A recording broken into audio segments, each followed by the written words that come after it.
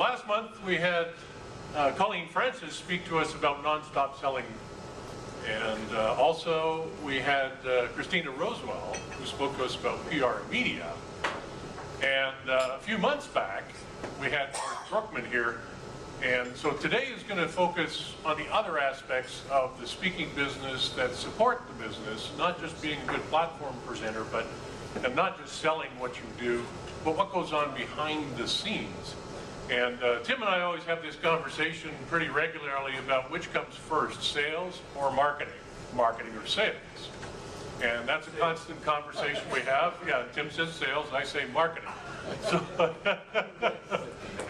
and here's the interesting part. I remember George Brookman said, nothing happens until somebody sells something. Well, my spin on that is nothing happens until somebody knows who you are. That's called marketing. So that's the difference between sales and marketing.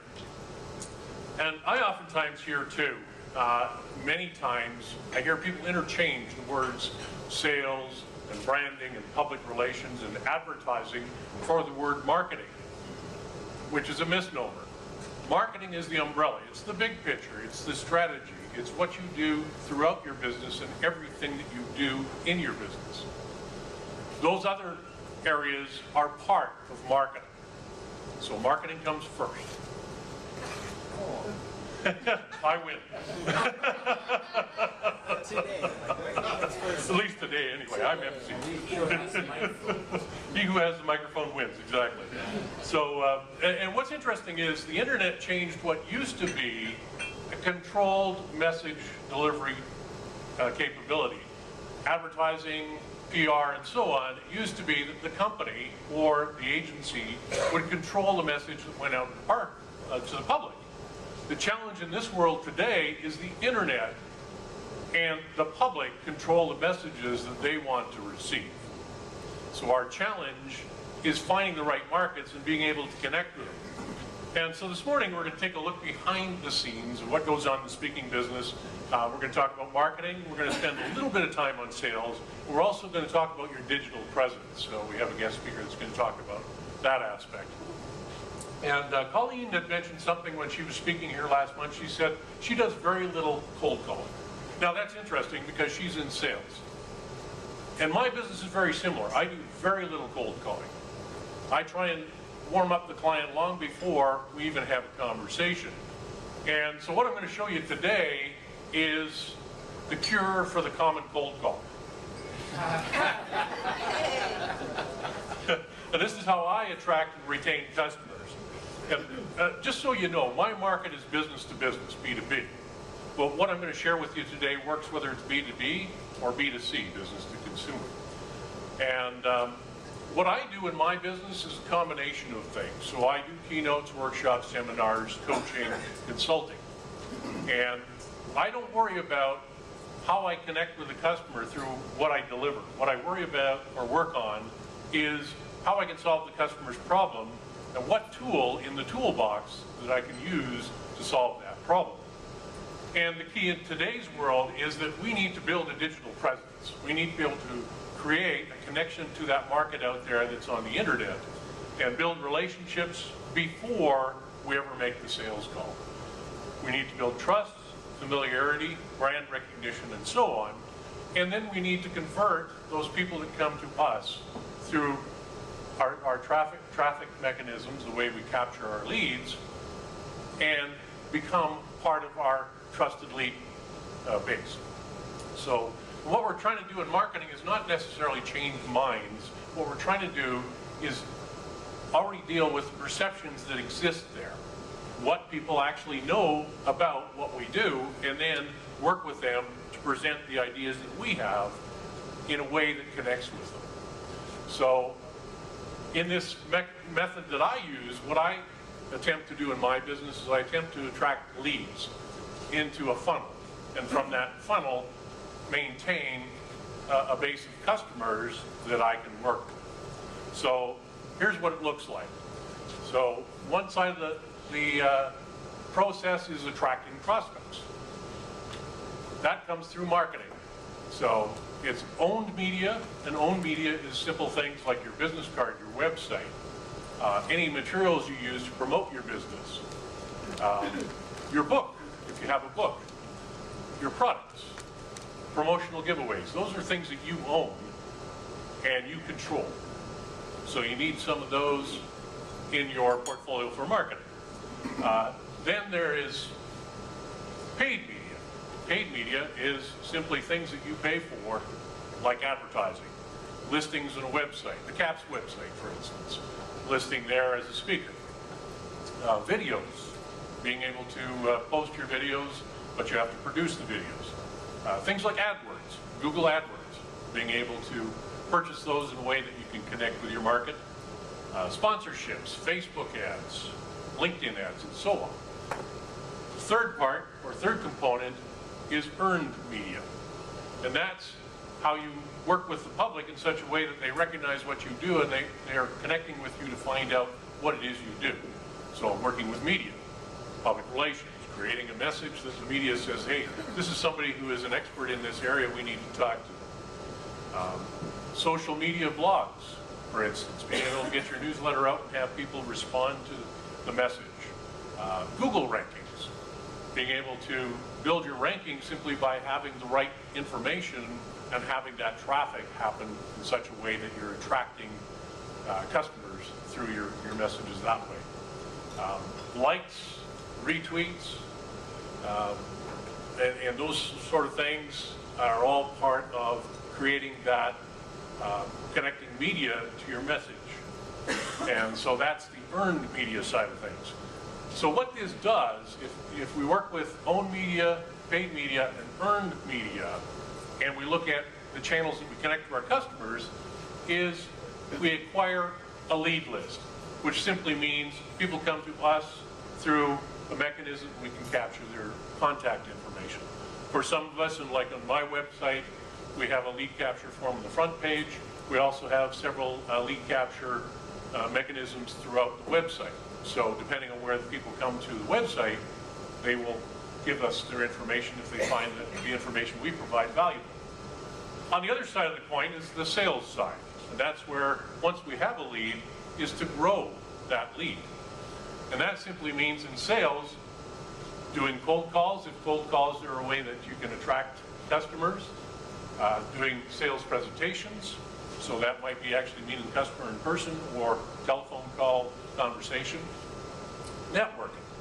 And that's not only networking in person, meeting people at different social functions and so on, talking about what you do, but it's also networking online and building that base of followers. So, but until we have the leads over on this side of the coin, it's very hard to do sales.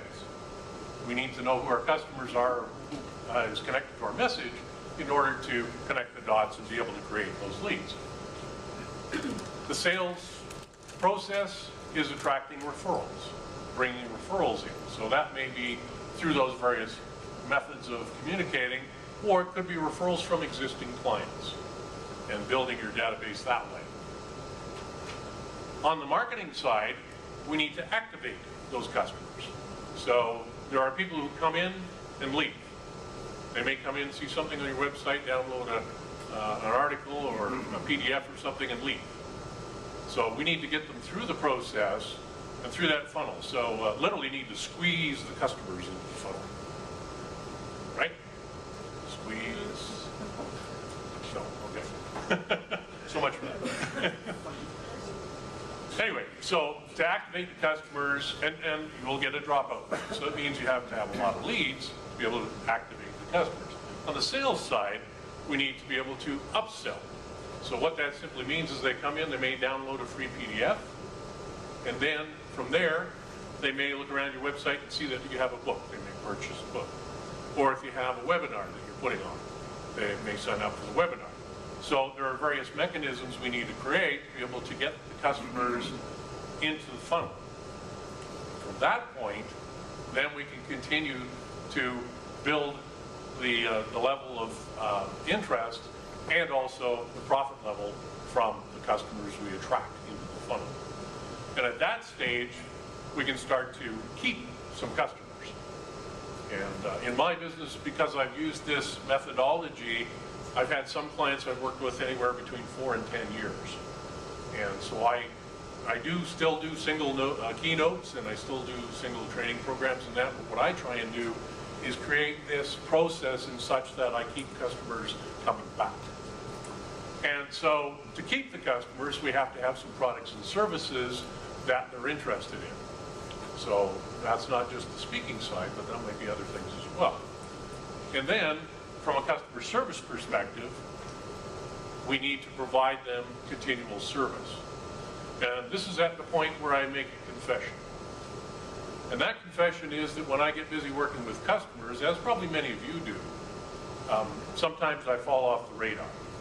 And so it becomes a challenge to keep this pipeline filled, simply because in the market today it's more demanding working with customers, and when I focus my energy on customers, I need to pull back once in a while and say, okay, have I filled that pipeline? Have I got more customers coming in, more contacts coming in?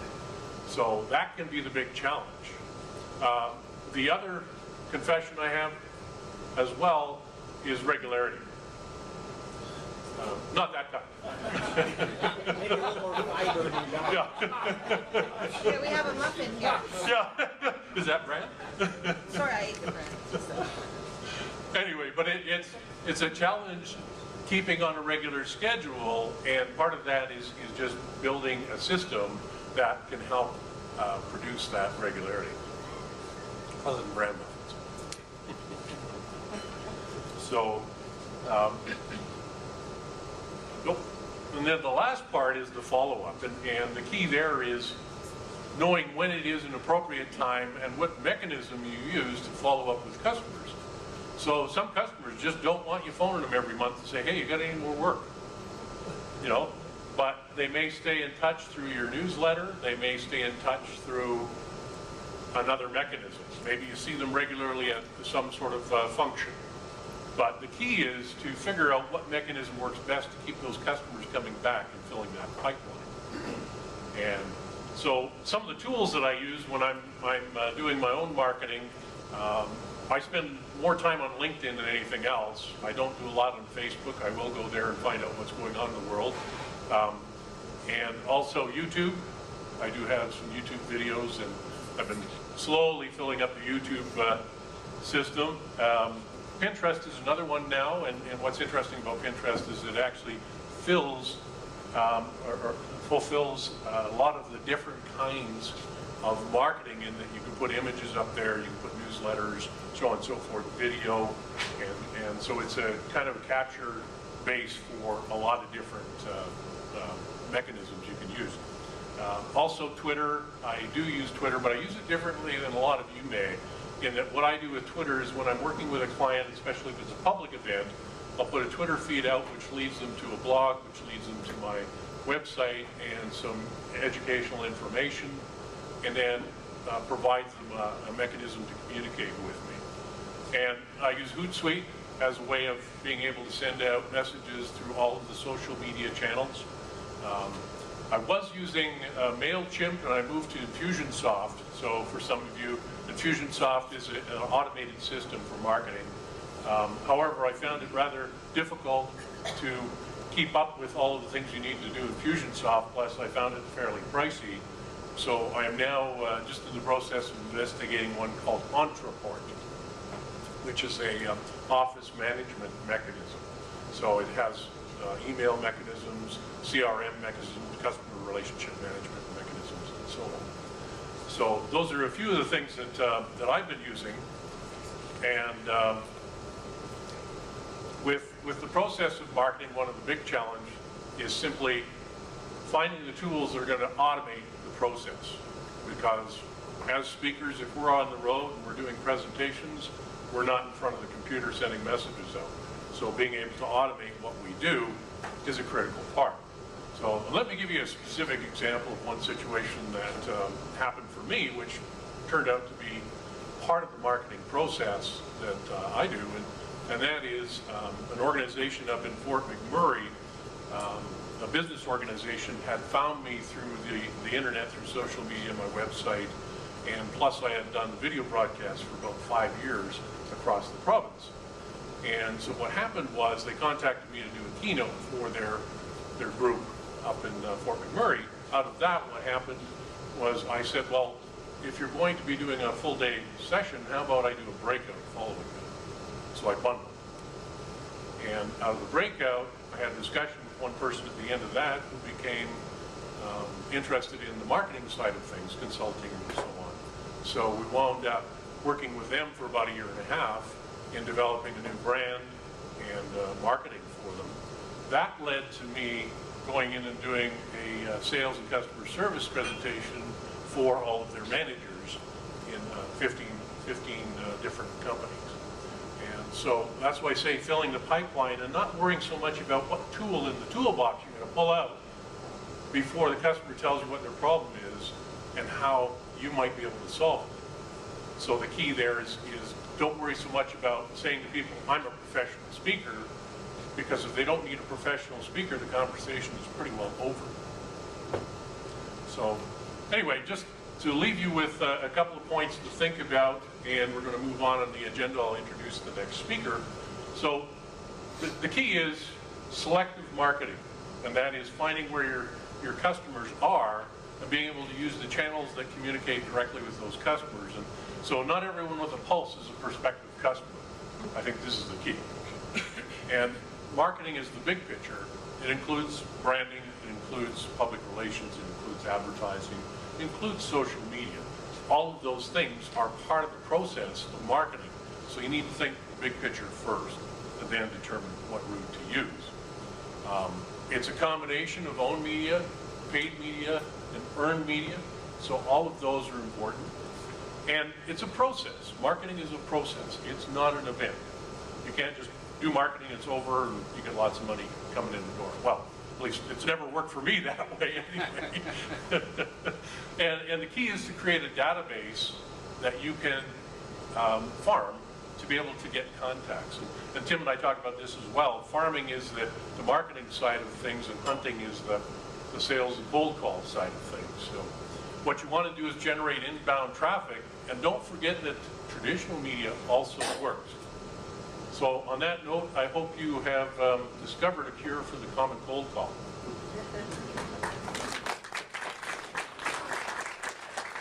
Yes? David, I just wanted to ask, why did you leave MailChimp? It's only an email marketing system. And I'm finding now that we need to have a database management system and so on, a bunch of other tools in the toolbox, and one central place. So to be able to use your desktop as a office management system with communication, and that was the main reason. And Infusionsoft seemed to have some of that, but cost versus effectiveness and time, I looked at it and said, that's not working for me. Now, if you have staff, if you have people who work with you that can manage it, it's a great tool.